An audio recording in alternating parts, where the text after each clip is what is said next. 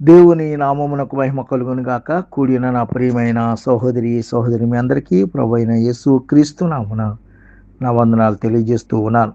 మరి మార్కు సువార్త 6వ అధ్యాయము మరి ఈరోజు వాక్యము ధ్యానం చేసుకుందాం. మార్కు సువార్త 6వ అధ్యాయము 30 నుంచి కొన్ని వచనాలు చదువుకుందాం, ధ్యానం చేసుకుందాం. అంతట అపోస్తలులు యేసు వద్దకు కూడి వచ్చి తాము చేసినవన్నీయు బోధించినవన్నీయు ఆయనకు తెలియజేసిరి. అప్పుడు ఆయన, మీరేకాంతముగా అరణ్య ప్రదేశమునకు వచ్చి కొంచెము సేపు అలసట తీర్చుకొనుడని చెప్పాను. ఏలయనగా అనేకులు వచ్చుచు పోవుచు నుండినందున భోజనము చేయుటకైనను వారికి అవకాశము లేకపోయాను. దేవునికి స్తోత్రం కలుగును గాక. ప్రభునందు ప్రియమైన వారులారా, ఇక్కడ యేసు ప్రభువారు దగ్గరికి అపోస్తలులు వచ్చారట. అపోస్తలులు వచ్చి ఆయన యొద్దకు కూడి వచ్చారు. వచ్చి యేసయ్య చేసినవన్నీ కూడా, బోధించినవన్నీ కూడా మరి ఆయనకు తెలియజేశారట. అపోస్తలులు చేసినవి కానీ యేసయ్య చేసినవి కానీ వారికి యేసయ్యకు తెలియపరిచినప్పుడు అప్పుడు ఆయన యేసయ్య అన్నాడు, మీరేకాంతముగా అరణ్య ప్రదేశమునకు వచ్చి కొంచెం సేపు అలసట తీర్చుకోండి. కొంత అలసట తీర్చుకోండి, చాలా మీరు అలసిపోయారు. ఏలయనగా అనేకులు వచ్చుచు పోవచ్చు నుండినందున భోజనము చేయుటకైనా వారికి అవకాశము లేకపోయింది. భోజనం చేయటకు కూడా తీరిక లేకపోయింది వాళ్ళకి. అదంతా గమనించాడు ప్రభు తెలుసు ఏ టైంలో ఏది పెట్టాలో, ఏ టైంలో ఏ విధంగా ఉండాలో అన్నీ చెప్పడానికి సమర్థుడైన. కాగా వారు దోణ ఎక్కి అరణ్య ప్రదేశమునకు ఏకాంతముగా వెళ్ళిరి. దోణ ఎక్కి వాళ్ళు అరణ్యంలో కొంతసేపు బయటికి వెళ్ళారు. అరణ్య ప్రదేశానికి వెళ్ళారు దోణ ఎక్కి. ఏమండి, ఏకాంతముగా వెళ్ళారట. వారు వెళ్ళుచుండగా జనులు చూచి అనేకులాయనను గుర్తెరిగి సకల పట్టణముల నుండి అక్కడికి కాలినడకను పరిగెత్తి వారి కంటే ముందుగా వచ్చిరి. యేసుప్రభుని చూచినప్పుడు అనేక మంది ఆ ప్రాంతమంతా కూడా యేసుప్రభు ఏంటో అర్థమైపోయింది ప్రజలకి. కాబట్టి కాలినడకను కూడా వచ్చేస్తారంట చాలామంది. ఆయన గుర్తెరిగారంట. అనేకులు ఆయనను గుర్తెరిగి సకల పట్టణముల నుండి అక్కడికి కాలినడకను పరిగెత్తి వారికంటే ముందుగా వచ్చిరి. ఎంత ఆసక్తితో చూడండి, వాళ్ళకి ఎంత ఆప్యాయత యేసయ్య అంటేని. గనుక యేసు వచ్చి ఆ గొప్ప జనసమూహం చూచి వారు కాపరి లేని గొర్రెల వలె ఉన్నందున వారి మీద కనికరపడి వారికి అనేక సంగతులను బోధింపసాగాను.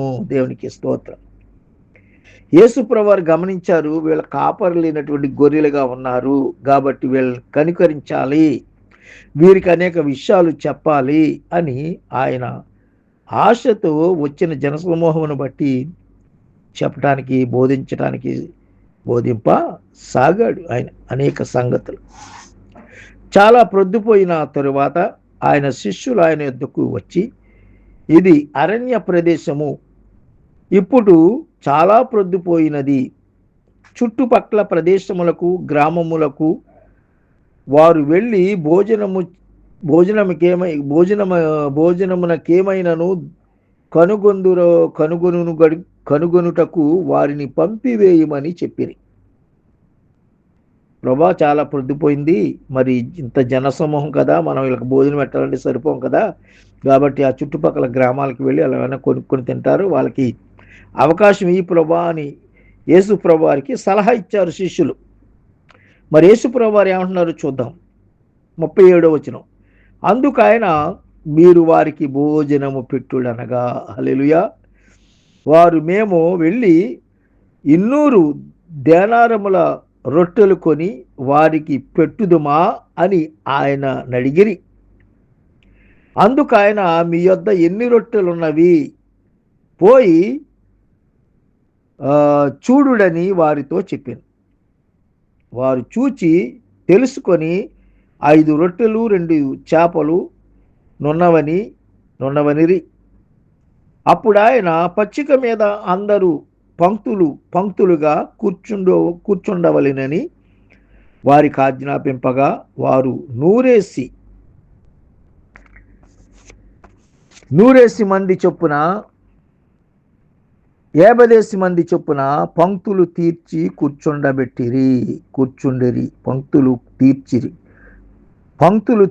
కూర్చుండిరి.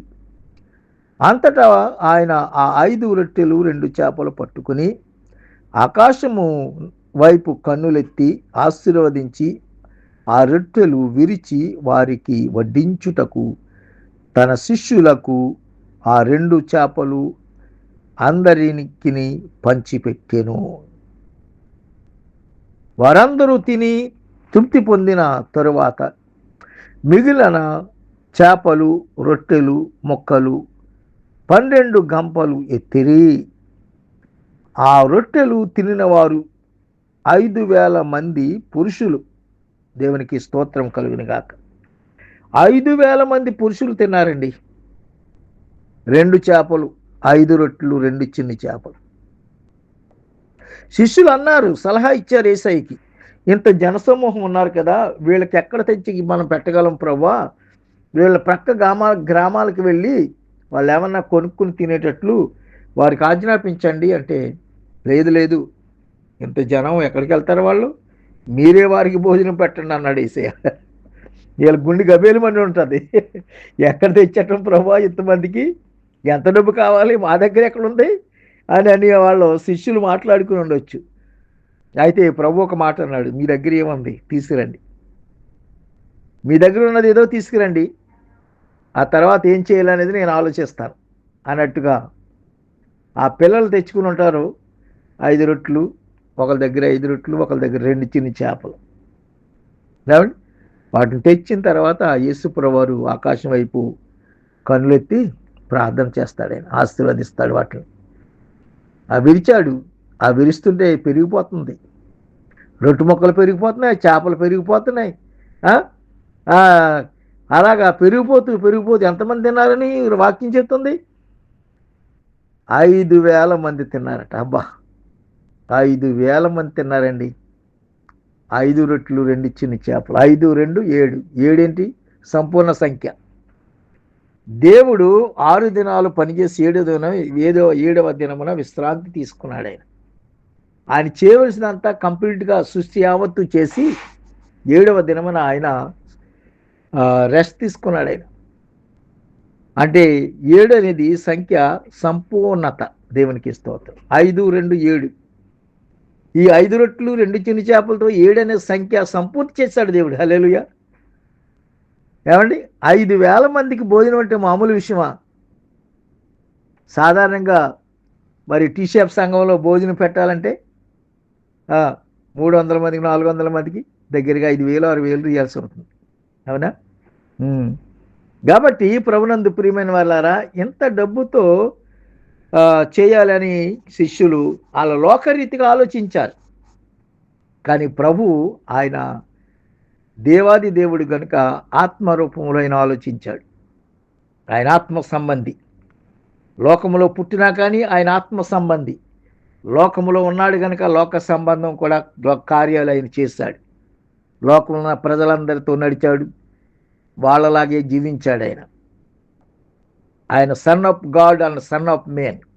దేవునికి స్తోత్రం. కాబట్టి ప్రభు అయిన యేసు క్రీస్తు వారు చేసే అద్భుత కార్యాలు, ఆశ్చర్య కార్యాలు, 5 రొట్టెలు 2 చిన్ని చేపలతో 5,000 మందికి ఆహారం పెట్టాడు. మిగిలినవన్నీ 12 గంపలు ఎత్తేశారు.